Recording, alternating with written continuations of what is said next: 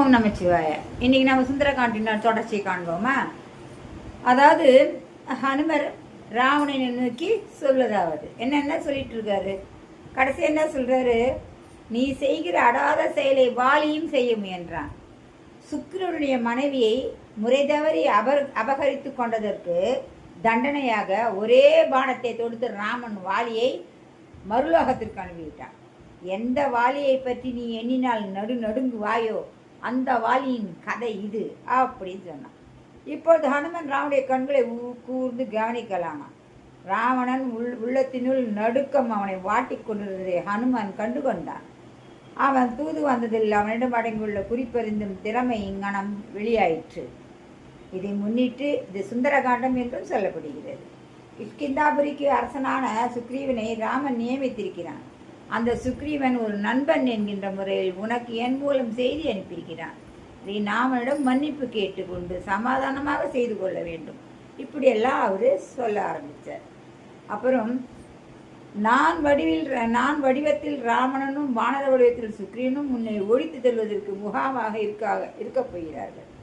நிலைமை கை நழுவதற்கு முன்பே நீ செய்துள்ள குற்றத்தை நிவர்த்தி செய்து கொள் அப்படின்னு உன்னை நான் மன்றாடி கேட்கிறேன் அப்படின்னு ஹனுமர் சொல்றார். துணிச்சல் நிறைந்த இந்த குரங்கு இவ்வளவு துணிச்சலா பெய்த புகட்டிய நல்லறிவை கேட்ட ராவணனுக்கு சீற்றம் தலைக்கு மேல் ஏறியது.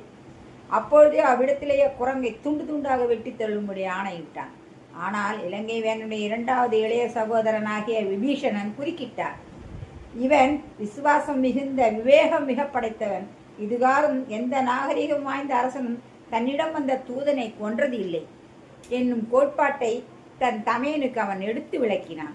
தூதனை கொல்லுவதற்கு எந்த சாஸ்திரத்திலும் அனுமதி கிடையாது என்பதையும் எடுத்து கூறினான்.